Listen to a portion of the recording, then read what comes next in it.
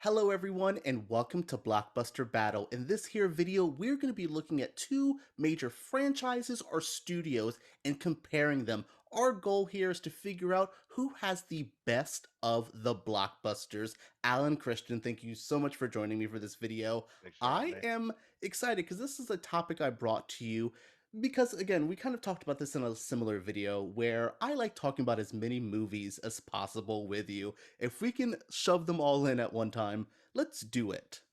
So yeah, Yeah. we're going to be talking about two major studios today. I think the final boss for this series is going to probably be Disney because Yeah. they are a king at this. But we're going to start with two studios. I'm not going to say smaller studios because we have Universal Pictures and Warner Yeah. Brothers. Smaller than Disney. Smaller than Disney, but two studios that have been around since the very beginning. These are legendary studios that have had major hits throughout the years. So for Yeah. this whole idea, I have presented we're going to be doing some little battles. We're going to have one movie versus one movie, one franchise versus another franchise, and see who kind of walks away in our opinions as the best. This isn't a serious Okay. thing. No battles here. I don't really care. We could disagree as well, but I think we most of these we'll probably agree on. And early predictions. Who do you think is going to walk away as the big studio here? Looking at before I get into even just the specific ones, when I present Universal Pictures and Warner Brothers, who stands out to you? That's hard to say because if we're covering their entire history, you have to deal with the fact that like Universal certainly from like the 30s to the 70s, like I don't know if there's even any competition there between the two, Hmm. but we'll certainly see as we dig into it. But like 80s to present, like Warner Brothers probably takes that. I don't know.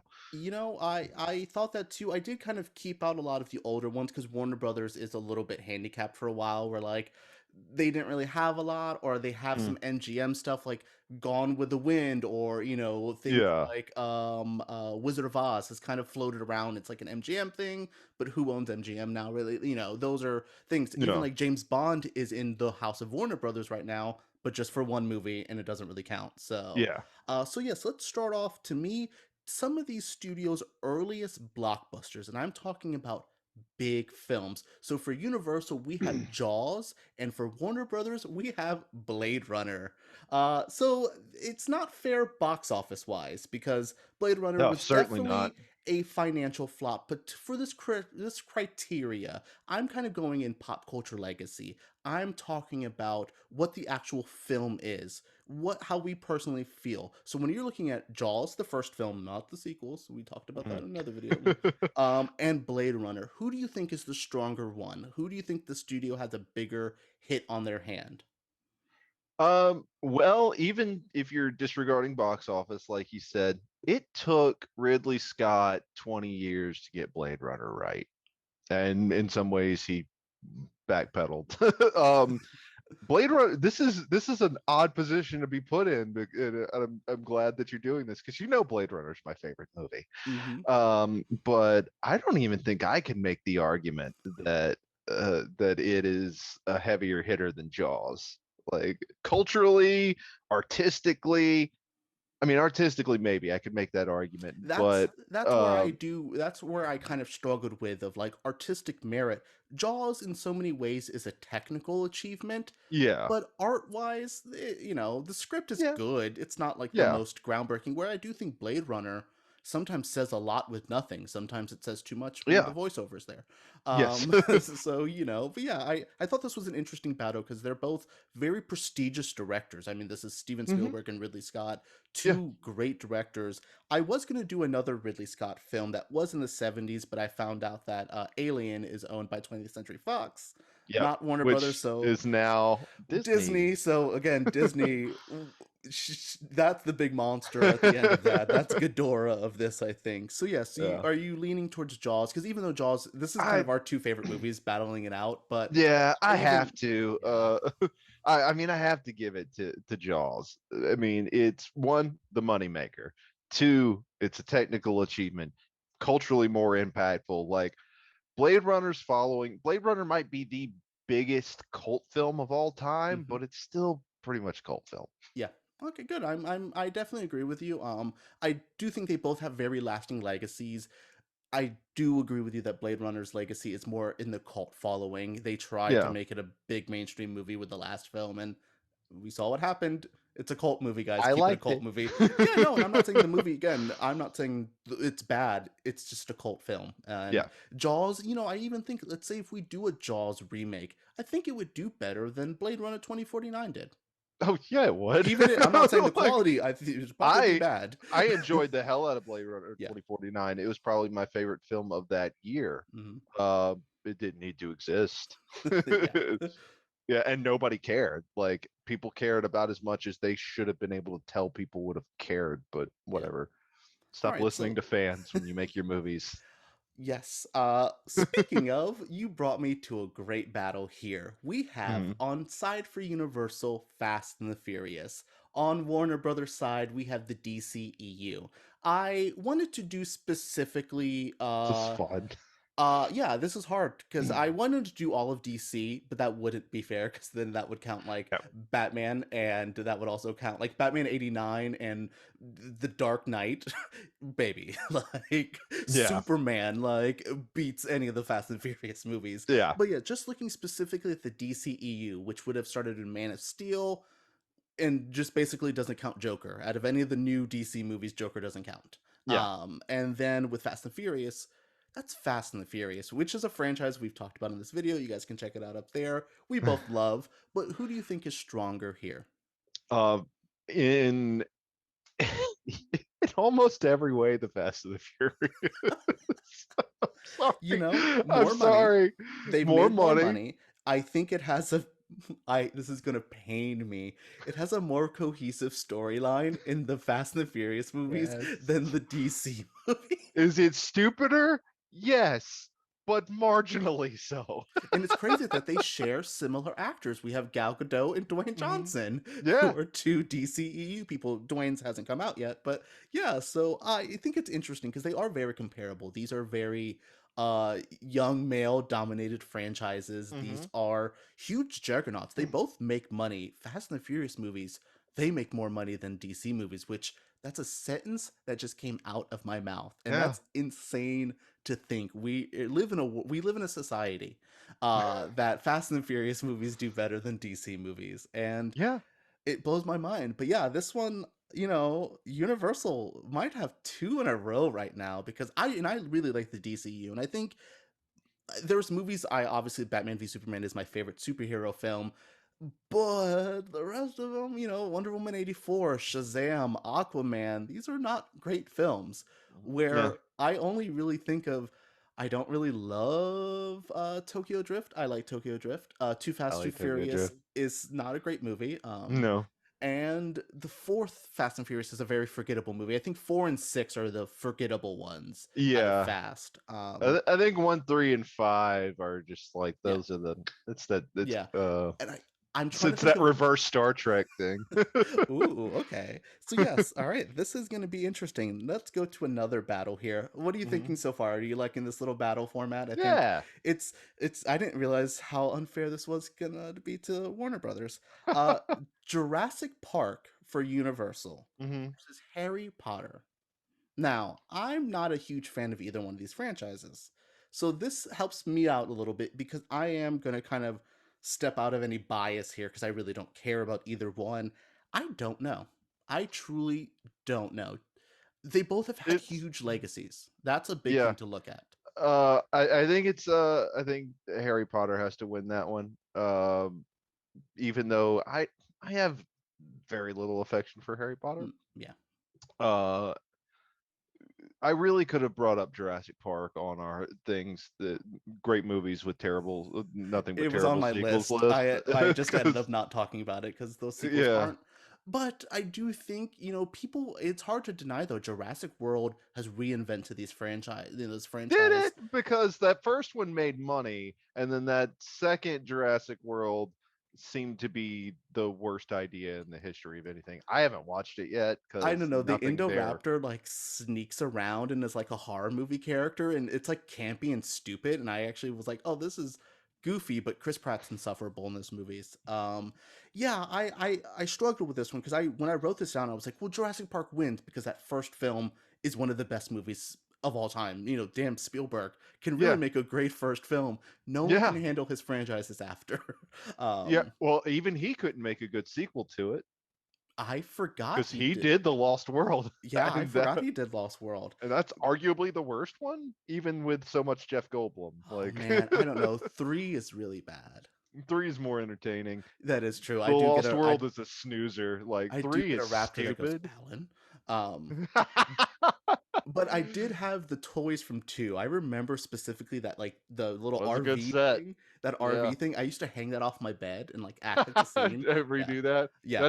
That's the only interesting sequence in Yeah. that movie. Everything else is a Julianne fucking Moore, and I love her. Yeah, and sweet. I look Yeah, at Harry she's great. Potter, they had really good directors. I think that's what stands out with Hmm. Harry Potter. I think if it had better directors than other than Spielberg, I mean, Alfonso Cuarón, we had Chris Columbus, who Yeah, he did the those are first just two, and those are my favorites of I those. Just those David first Yates, I three. definitely think kind of takes it in a Hmm. more he those other ones have a big bold feel to it. I think they're Yeah, kind of bland at times, but yeah, I think yeah, Warner Brothers might have their first win here.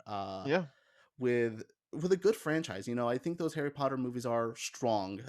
I yeah. Fantastic Beasts kind of lowers their average a tiny bit. Yeah. I'm not even counting those because I forget they exist all the time. All right, so our next battle is a horror battle. Neither Okay. one of these franchises have, or these studios have really big horror films, but they have two very similar battling ones that I actually thought were under the same universe. We were doing Insidious versus The Conjuring. These are Oh, two movies that I Lord. thought were the same movies. Not realizing they're different studios, different, like, I don't know. I think they're both James Wan, um, Uh, yeah, I think he did. adjacent. I think he produced both And of yes, he was the the. co-creator of the Insidious franchise and the creator of Conjuring. So this is a James Wan battle. This is Not an all you thing, buddy, because I haven't seen any of either of Really? them. Yeah, Okay, I've but this missed is them an both. interesting thing because I'm not a big fan of ghost stuff. Isn't really my thing. Yeah, When me neither. you as an outsider, then which one stands out though as a bigger name for you? Which one do you think of off? You know, not think of often, but like has a bigger clout to you? Um, I don't know. I guess I would say Insidious. I've heard more people talk about Insidious, but didn't The Conjuring spawn like spin-offs and a bunch of shit? That's what I was gonna say. The Didn't it? Conjuring is one that I do think it. Looking up it now, franchise has been a commercial success, having grossed a combined 1.9 billion Yeah, against a combined budget of 139 million. Jesus, yeah. I think that would probably have to be the success there. Because isn't like Annabelle or whatever, isn't Yep. that from like The Yep, Conjuring? Yeah. Annabelle, which has one good sequel. That first Annabelle movie is a really bad movie. That's the Mm, other thing too. Both movies, both have really. I look at Insidious. Let's see with the Insidious franchise. It has Insidious 1 and 2, 3, The mm, Last Key. Those are not good movies. yeah.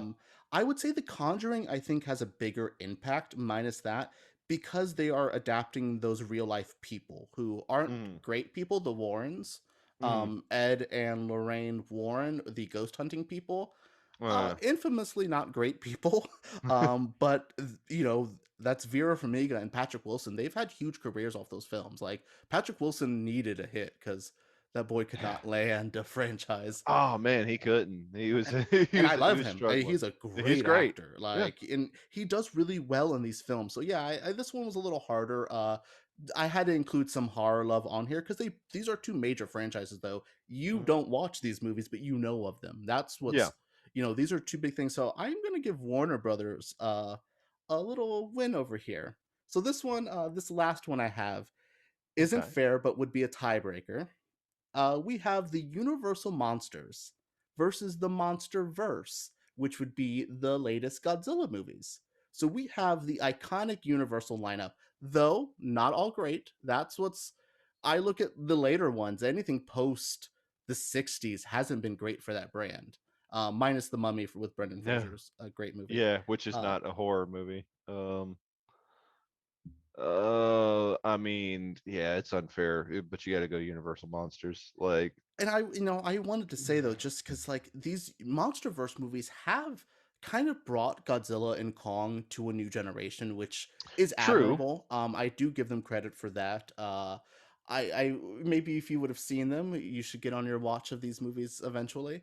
I'm Um, gonna start this week. So yeah, so I wanted to give Universal a little bit more love here because these movies are iconic with these things. They're not all great, though. I do think some people, we look back on them, and a lot of those Abbott and Costello ones later on, anything after their first films each are hard to look at. You know, uh, yeah, because like, I mean, I like the Mummy sequels, but they're like the first one is like one of the best. The first Mummy is one of my favorite movies of all time. Like, it's top 10 for me. And then the sequels are just like, okay, but what are we doing? Of course, Frankenstein, the first one, untouchable. First but it has a Dracula, good sequel. untouchable. I will say, Bride of Frankenstein is Bride of good. It's Frankenstein's probably good. the best sequel of them. Yes, because I look at like, the Creature from the Black Lagoon ones, which I love my Creature from the Black Lagoon. Hmm. I just, his sequels aren't that great. That first movie is really good. Um, Yeah, Invisible Man and Wolfman, those are top tier too. Like all of their first ones are great. So yeah. So yeah, and those MonsterVerse movies, I can't believe Godzilla versus Kong has been the best film of the pandemic era. That blows my. Is Universal not on the Kong ones? They are hard because they've kind of lost the rights when Legendary, because Legendary is a company that floats around between everyone really. Like everyone kind of Yeah. played around with Universal, so or Well, with the Legendary, so they well, no do one count. really has the rights to Kong anymore. I don't Yes. think. I think it's fully because that was a big thing because they tried to sue Nintendo back in the '80s for Donkey Kong, and then Nintendo's lawyers were like, "You don't own anything to do with King Kong." Yeah. But I do know that they put the Kong Skull Island ride at Universal, so I assumed that they had a hand in those movies. I think they just have a Kong ride. I don't know if it's a Skull Island ride. I thought it was Skull Island ride. I might be wrong. Yes, but Universal does technically own the rights to him, but he is in the MonsterVerse now, which is a Warner Brothers brand. So he's like a Yeah, character, which good for Kong. I think Toho is a good defining factor for him as well. yeah. Both of these franchises do have a Sherlock Holmes, or both of these studios do have a Sherlock Holmes franchise. Universal's is from the 30s and 40s, where Warner Brothers is the newer ones. I've Um, never seen any of those old ones, but those Robert Downey Jr. ones are so bad that they have to be better. yes, yes. But yeah, so that it was fun going into these two studios that have had long legacies. I tried to kind of compare one to one. Universal does, I was looking at it, and I'm a big Warner Brothers fan. I know them from Animaniacs, and I grew up in a Warner Brothers environment, but Universal was a huge thing for a long time, and Yeah, we look at the blockbuster battles now. Why this is why I kind of included them. They're really the only threat to Disney. Like I think they're. I'm glad it made it past this round because looking at it, Jurassic Park and Fast and Furious are the only things that make billions of dollars these days, and yeah, Disney puts out billion-dollar films like 50% of the time. So yeah. it's just interesting to see the studio, and I can't wait to go and look at some of these other more franchises because we'll tell you coming up is going to definitely be Marvel versus DC. Yeah. That's going to be hard. That's going to be a lot harder than people think it's going to be. Yes, especially if I'll have you join me with those pairings so we can pair them up correctly because Yes. some of those films are going to be hard to compare. So, yes, thank you so much for joining me for this. Oh, I Yeah. did want to let you know that Universal also owns VeggieTales, which fun fact that I learned today. Uh, Okay. Well, they I, clearly win. yeah, they have God-fearing vegetables like nobody else can win there. Oh yeah, so thank you again for joining me for this. This was fun to like look at two major studios that are huge in our lives, and Yeah. I want you guys to let me know who you want to see battle in the comments down below. Give me two franchises if you want to see Fast and Furious face off against all of the Marvel movies. Let me know down in the comments below. I want to see who would win there. All right, Yeah. guys, subscribe, give me a thumbs up. Alan, thank you again for joining me. Thanks for having me. And everyone, make sure you comment down below.